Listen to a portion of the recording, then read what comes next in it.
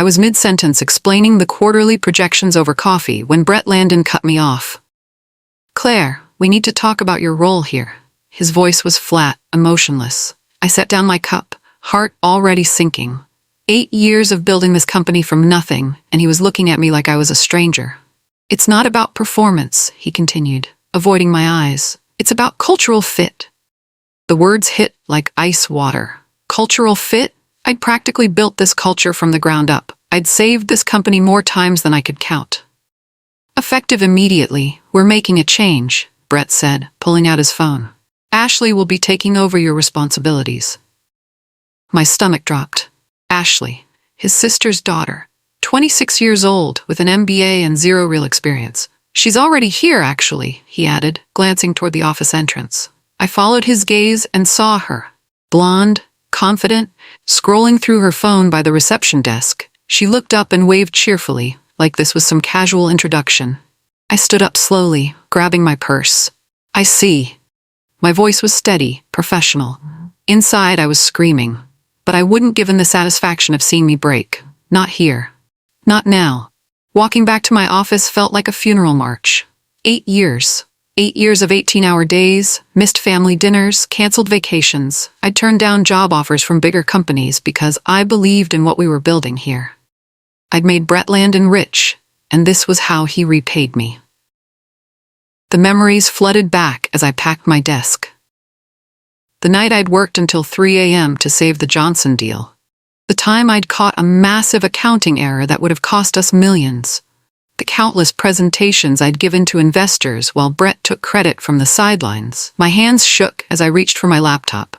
All those late nights perfecting our strategic operations systems. All those relationships I'd built with clients who trusted me, not the company. All those internal processes I'd designed to keep us running smoothly. A knock on my door interrupted my thoughts. "Claire?" It was Sarah from accounting, looking worried. "Is it true? Are you really leaving?" I forced a smile. "Change of plans," I said simply. Sarah's face crumpled. She knew what this meant. We all did. Ashley might have the title, but she didn't have a clue how this place actually worked. "Take care of yourself," I told Sarah, meaning it. She was one of the good ones. This wouldn't be easy for anyone. Before my access was revoked, I had one last thing to do. I opened my laptop and began typing a goodbye email to the team. Short, professional, classy. I thanked everyone for their hard work and wished them well. I mentioned how proud I was of what we'd accomplished together. As I hit send, my phone buzzed. A text from Mike in IT. "They want me to cut your access in 5 minutes. Thought you should know." Mike had always been straight with me. I appreciated the heads up. I quickly gathered a few personal items and headed for the door.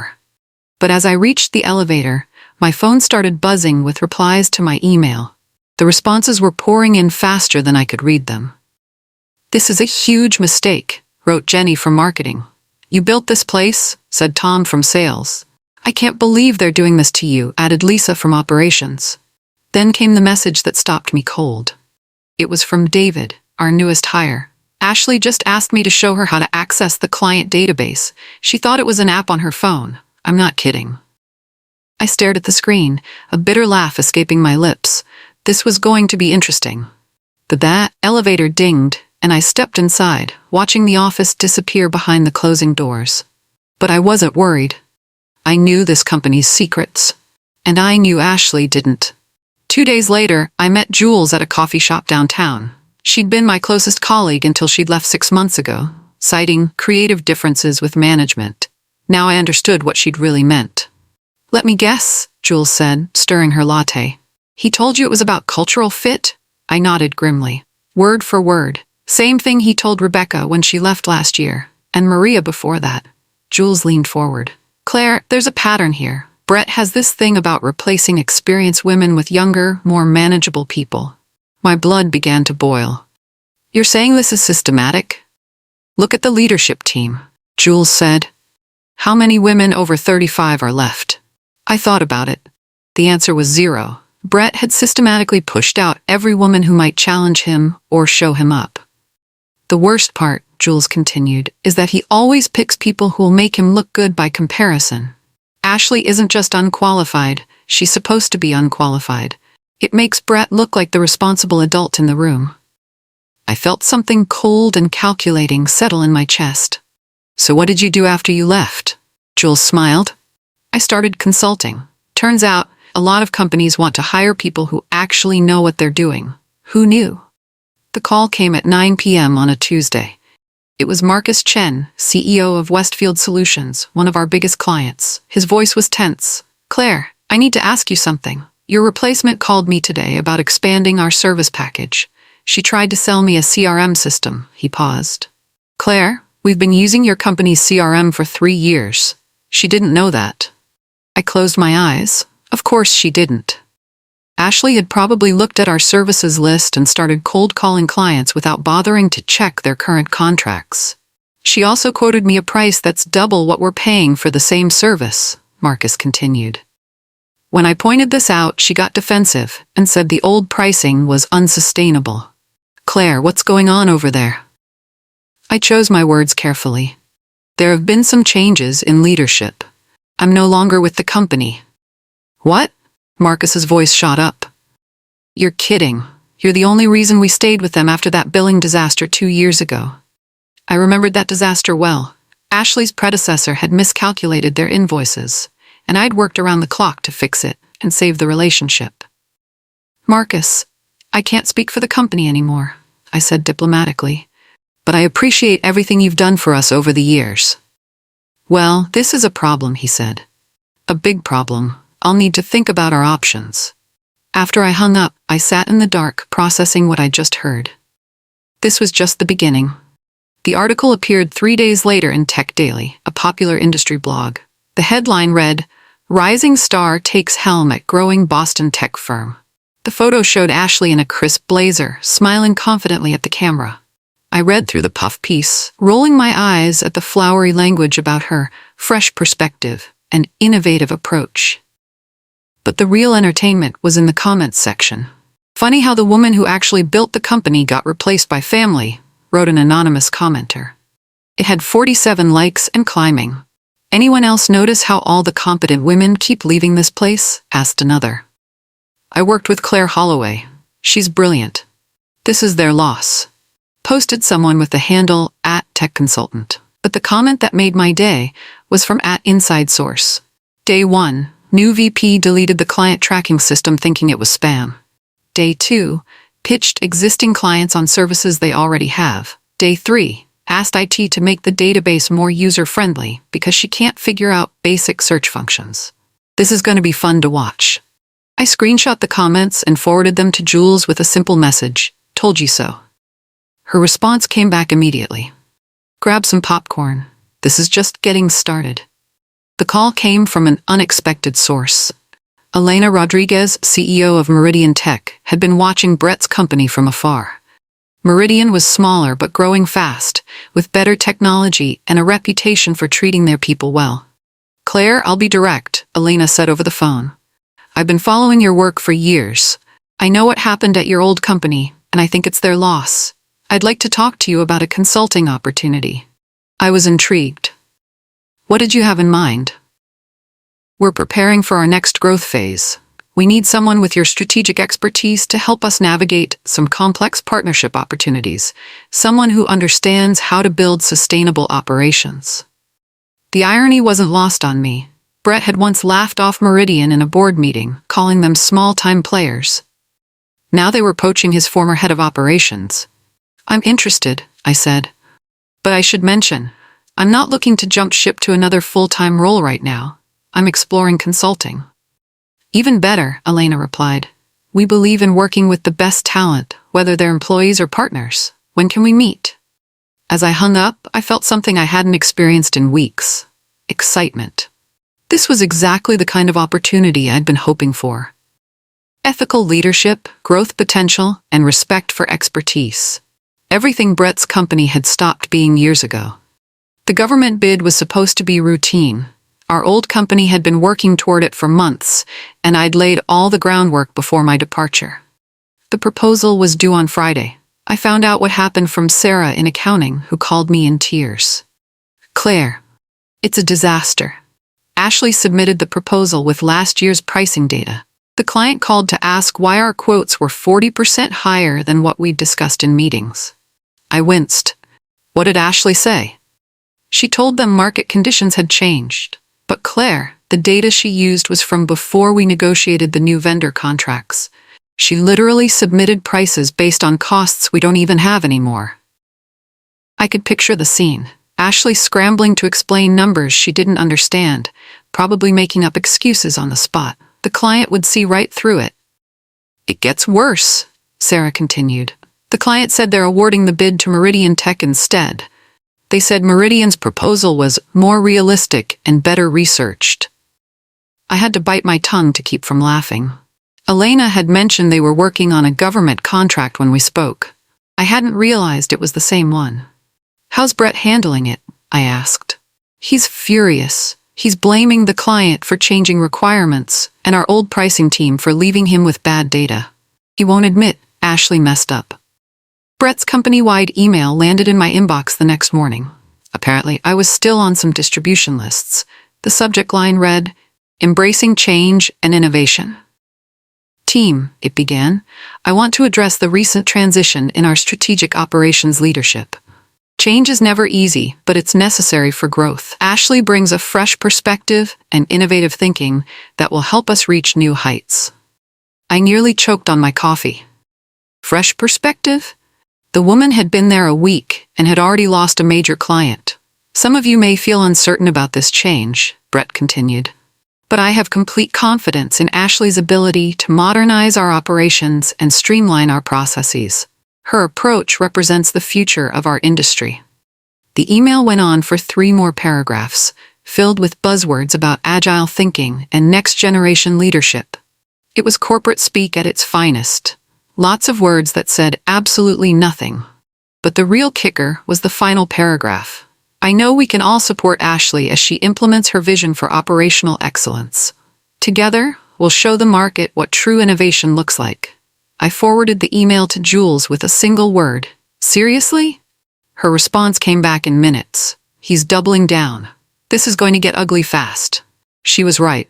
When leadership refuses to acknowledge reality, reality has a way of forcing the issue. The LinkedIn post went up on a Wednesday morning. It wasn't from anyone I recognized, but the story was unmistakable. The poster, who identified themselves as a former client of a mid-sized Boston tech firm, described their recent experience with frustration and disappointment. After 3 years of excellent service, I was suddenly dealing with someone who didn't understand our business, didn't know our history, and seemed more interested in upselling than problem-solving. They wrote, "When I tried to explain our existing setup, I was treated like I didn't know what I was talking about. It was insulting and unprofessional." The post didn't name names, but anyone in the Boston tech scene would know exactly which company they were talking about. The details were too specific, too damning. "I'm sharing this as a warning to other businesses," the post continued. "Sometimes new leadership isn't better leadership. Sometimes it's just inexperience dressed up in fancy titles. Be careful who you trust with your business relationships." Within hours, the post had dozens of likes and shares. More importantly, it had comments from other business owners sharing similar experiences. A pattern was emerging, and it wasn't pretty. I watched the engagement numbers climb throughout the day. By evening, the post had gone viral in our industry circles. Brett's company was becoming a cautionary tale in real time. Jules called me at 7 a.m. on Thursday. Her voice urgent. "Claire, you need to see the quarterly numbers. My contact in their finance department just sent me something." "What kind of something?" I asked, instantly alert. "Their Q2 performance report. It's creative. They're counting projected revenue as actual revenue. They're listing the government contract they lost as pending. They're basically presenting wishful thinking as financial fact." I felt my stomach drop. That's not illegal, but it's incredibly misleading. It gets worse. They're also counting Ashley's projected savings from operational improvements as actual cost reductions. Except those improvements don't exist yet. "She's been there 2 weeks, Claire. She hasn't improved anything."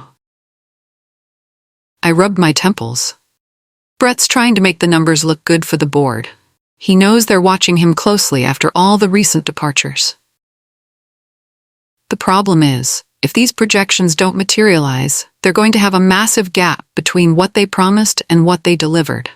The board won't be happy. I thought about all the times I'd had to be the voice of reason in budget meetings, the times I'd pushed back on unrealistic projections. Now there was no one left to tell Brett no. Jules, is your contact looking for a new job? Already updating their resume, she said grimly, along with half the finance department. The podcast interview was a gift from the universe. Ashley had agreed to appear on Leadership Forward, a show I'd been trying to get on for years. The host, David Kim, was known for his tough but fair questioning. I listened to the episode during my morning run, earbuds in, trying not to laugh out loud at Ashley's answers. "I'm not afraid to make tough decisions," she said when asked about her leadership style. "Sometimes you have to clean house. Some veterans get too comfortable and stop innovating. Fresh blood brings fresh ideas." David pressed her on specifics. "Can you give us an example of an innovation you've implemented?" "Well, I've been streamlining our client communication processes," Ashley replied vaguely, "making them more efficient and user-friendly." "How exactly?" David asked. "By, leveraging technology to create synergies in our operational framework," Ashley said, clearly struggling. I almost tripped over my own feet. Synergies in operational framework? That wasn't even a real thing. The interview continued for another 20 minutes, with Ashley dropping buzzwords and avoiding specific questions. By the end, even David sounded frustrated. Within hours, clips from the interview were circulating on LinkedIn and Twitter. The comments were brutal. "This is what happens when you promote based on connections instead of competence," wrote one listener. "I feel sorry for the employees who have to work under this kind of leadership," added another. The recognition came at exactly the right time. The Boston Business Journal was featuring rising consultants to watch, and somehow my name had made the list. The article highlighted my work with Meridian Tech on their partnership strategy. "Claire Holloway brings a rare combination of strategic thinking and operational expertise," the piece read. "Her approach to building sustainable growth has already helped one client navigate a complex market expansion." I hadn't even realized the article was coming out until Alina forwarded it to me with a note. "Congratulations, well deserved." The timing was perfect. Just as Brett's company was imploding, I was being recognized for doing actual good work. The contrast couldn't have been more stark. My phone started ringing with new opportunities. A venture capital firm wanted my input on a potential investment. A growing startup needed help with their scaling strategy. An established company was looking for guidance on a merger. But the call that surprised me most came from Richard Hawthorne, a former investor in Brett's company. "Claire, I have to be honest with you. I wish I'd invested in you instead of that company. Would you be interested in discussing some consulting opportunities?" I smiled as I wrote his name in my calendar. "I'd be very interested, Richard. Let's talk." The irony was delicious. The investors who'd once watched Brett take credit for my work were now coming directly to me. The system crash happened on a Tuesday at 2 p.m. Ashley's streamlined communication process turned out to be a poorly designed dashboard that integrated with every system in the company. When it went down, it took everything else with it. I heard about it from multiple sources simultaneously. Sarah called me, panicked. "Claire, everything's down. The client database, the billing system, even email. We can't access anything." Mike from IT texted me. "Ashley insisted on implementing this new system without proper testing. No backups. We're completely screwed." Tom from sales sent me a LinkedIn message. "Day 2 of the system crash. We can't even see our client contact information. Ashley is nowhere to be found. This is insane." But the message that broke my heart came from Jenny in marketing. "Claire, I'm so sorry. We all knew this was going to happen. Nobody could stop it. Ashley said anyone who questioned the new system was resistant to change. I miss you." I sat in my home office staring at my phone, watching the disaster unfold in real time. 2 days of complete system failure. 2 days of being unable to serve clients, process orders, or even send emails. The worst part? I knew exactly how to fix it. I designed the backup protocols they should have used, but they'd thrown all of that away for Ashley's innovative solution. The board meeting was supposed to be routine. Quarterly review, budget approval, standard stuff. But according to my sources, it had turned into something much more dramatic. "They're asking hard questions," Sarah told me during our coffee meeting, "about the lost clients, the system crash, the budget projections that aren't adding up. Brett's trying to blame everything on market conditions and unexpected challenges." "What about Ashley?" I asked. "She wasn't even invited to the meeting. Brett said the board wanted to focus on strategic oversight rather than operational details." Sarah lowered her voice, but I heard Margaret Williams asking pointed questions about the recent leadership changes. Margaret Williams was the most senior board member, a former CEO herself. She'd always been sharp, and she didn't suffer fools gladly. If she was asking questions, Brett was in trouble.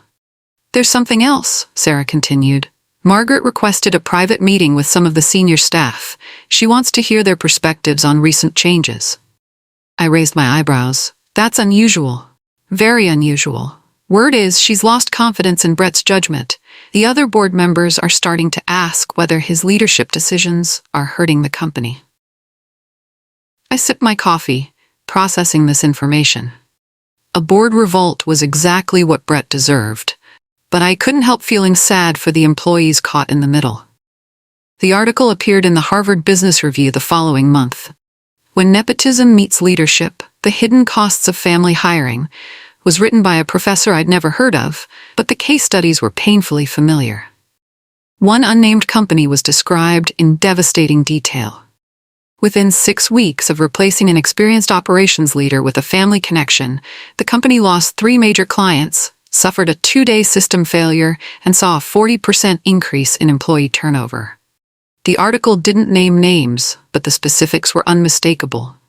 The timeline matched perfectly. The problems described were exactly what I'd been hearing about from my former colleagues.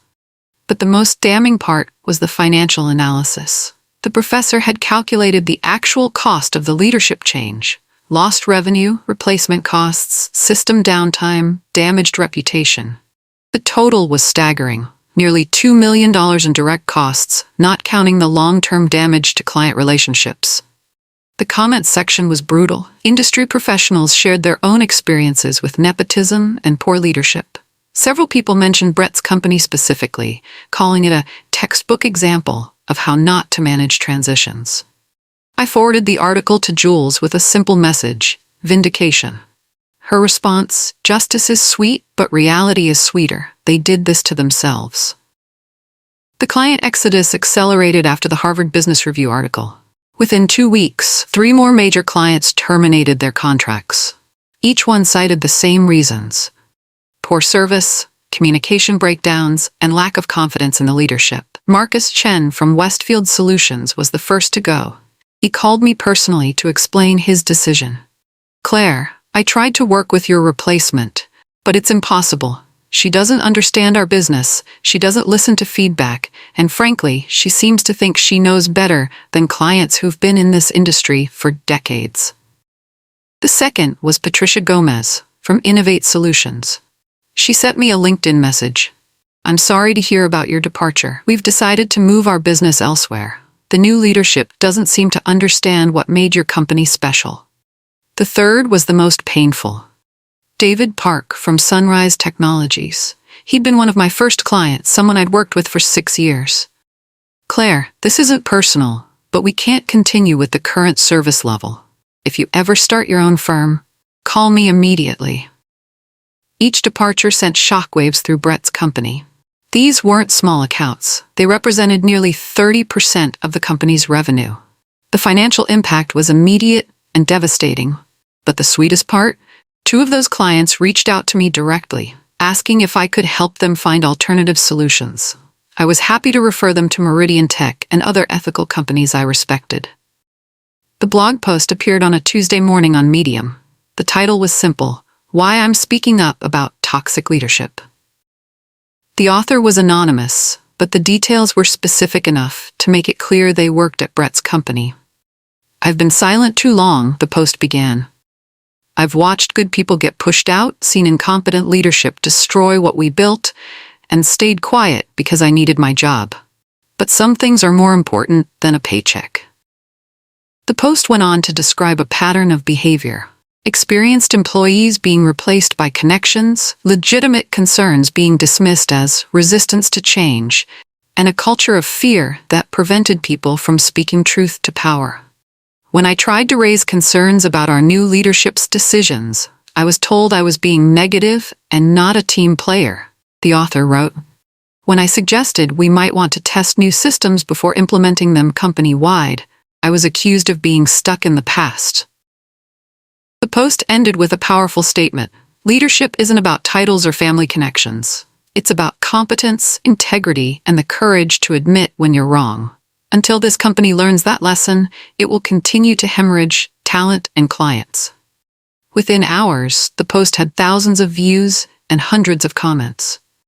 Industry professionals shared their own experiences, creating a thread of stories about toxic leadership and corporate dysfunction. The emergency board meeting was called for a Friday afternoon. By then, the company's stock price had dropped 15% in 2 weeks, and the board was demanding answers. I learned about the meeting from multiple sources, all telling slightly different versions of the same story. Brett had been summoned to explain the financial losses, client departures, and negative publicity.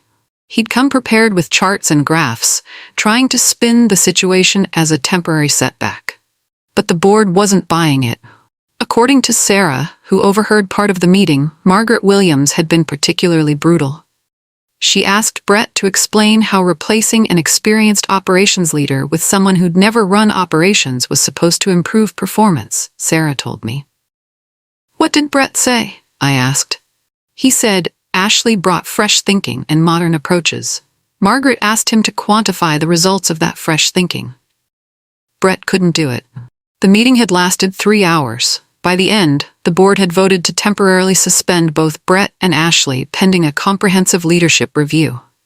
Margaret is now serving as interim CEO, Sarah continued. Her first act was to hire an external consultant to assess the operational damage and recommend fixes. I felt a mixture of satisfaction and sadness. Satisfaction that justice was finally being served, but sadness for all the people who'd been hurt in the process. The venture capital firm's announcement came on a Monday morning. They were pulling their funding from Brett's company, effective immediately. The statement was professionally worded but brutally clear. "We invest in leadership teams that demonstrate competence, integrity, and sound judgment. Recent developments have raised concerns about the company's direction." I read the statement 3 times, hardly believing it. This was the same VC firm that had praised Brett's vision and strategic thinking just 6 months ago. Now they were essentially calling him incompetent in public. But the real surprise came in the second paragraph. "We are redirecting our investment focus toward companies that prioritize operational excellence and sustainable growth. We believe the future belongs to leaders who understand that success comes from building strong teams, not from connections or quick fixes." Elena called me an hour after the announcement. "Claire, I have some interesting news. The VC firm that just pulled out of your old company wants to meet with us. They're interested in our growth strategy and operational capabilities." I almost laughed out loud. "You're kidding."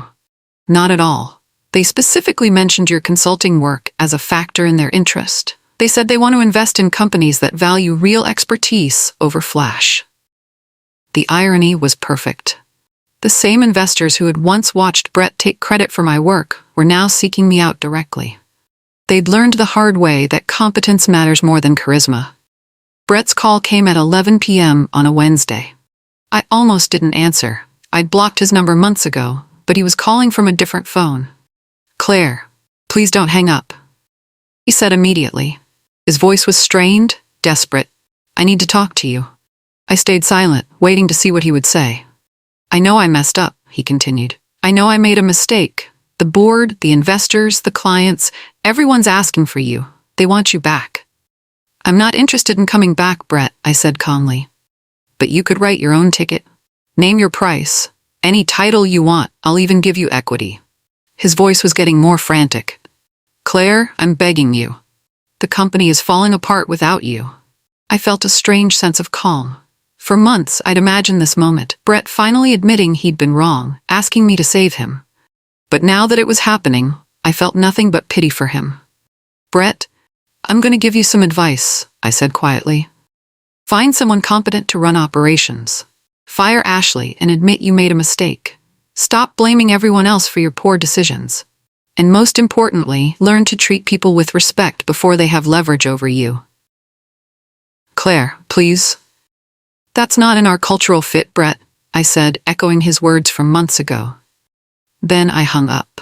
The acquisition offer came 3 weeks later. Meridian Tech was buying Brett's company for 40% of its previous valuation. Essentially a fire sale. The announcement sent shockwaves through the industry. Elena called me with the news before it went public. Claire, I want you to know that this wasn't planned.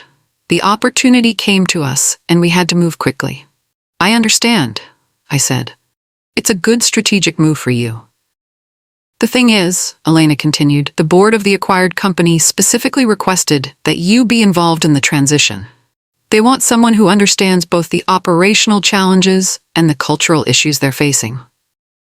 I paused, processing this information. They want me to help with the integration? More than that, they want to offer you a permanent position as Chief Operating Officer of the combined company. You'd be reporting directly to me, with full authority over operations for both entities. I stared out my window, watching the city lights twinkle in the distance. 6 months ago, I'd been fired from a company I'd helped build.